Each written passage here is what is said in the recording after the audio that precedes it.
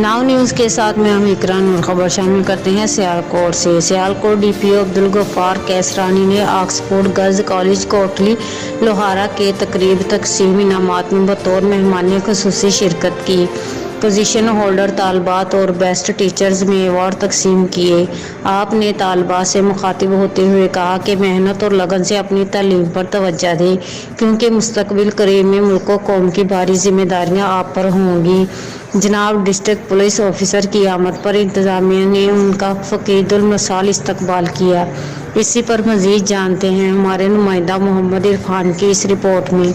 जी मोहम्मद इरफान, क्या तफसीलात हैं आपके पास, आगाह कीजिएगा।